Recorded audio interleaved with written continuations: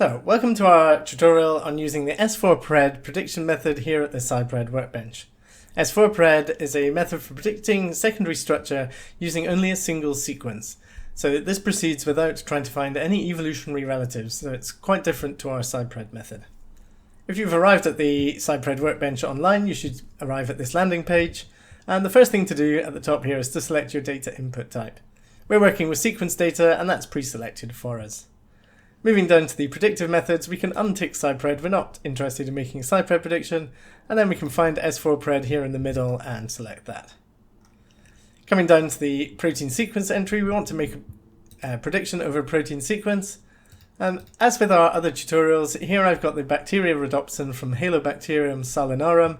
It's the entry from Uniprot, so let me just copy that and then paste that into the box. We need some kind of job name, so I'm going to call this S4PRED test. And then we need to leave behind an email address, so I'm just going to leave behind my UCL email address here. And then I'm going to click submit. S4PRED is quite a fast method because it doesn't rely on running a highly in-depth sequence search. So we just use a deep neural network to analyze each residue and predict its putative secondary structure. So we should get the results in just a moment. There we go. So, as with most of our sequence feature prediction methods, we start with the sequence plot and we annotate each residue. We color each residue by its putative secondary structure. So here the gray are the unstructured regions, so this is the coiled regions. Pink is the alpha helix, and if there were any, beta strands would be flagged up here in yellow. As always, you can download this image as a PNG by clicking this button over here on the right, or if you'd like to prepare this image for publication, you can click the Get SVG button. At the bottom we have a little cartoon, so this is the same kind of cartoon that we produce for the PSIPRED method. So we re-express the same results but on kind of four rows.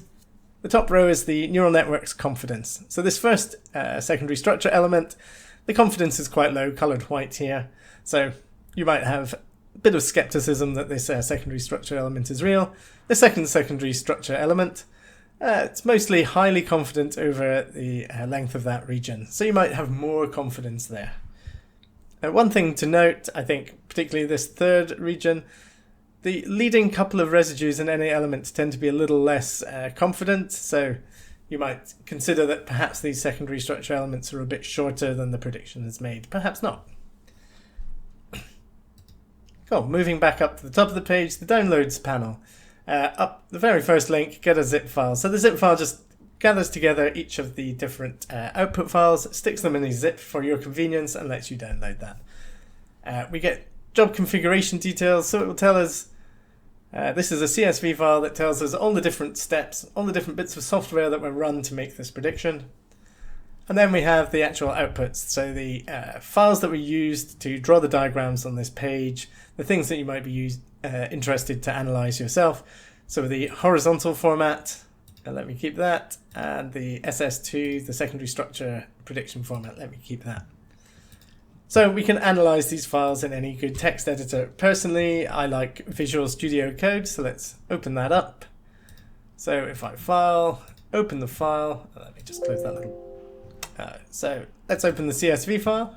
So let me just close this panel. So S4PRED is a single step. It's just a neural network inference step.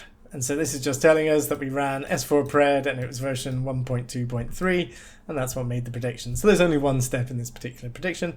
That's partly why it's so fast.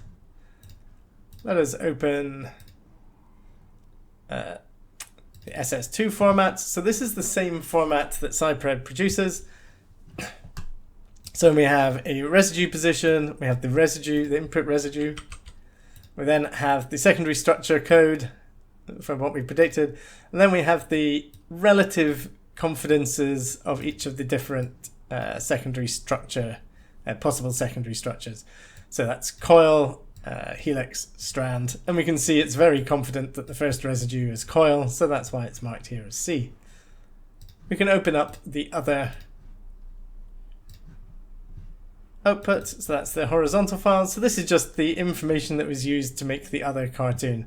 So we have a confidence scaled between 0 and 9, so that's 10 positions. the single letter code for the secondary structure position, and the input sequence. So that should be relatively easy to interpret. Coming back to here, I know that this sequence was a bacteria rhodopsin. These typically have 7 secondary structure elements, and they're typically all alpha helical. So this seems like a decently good prediction to my eyes.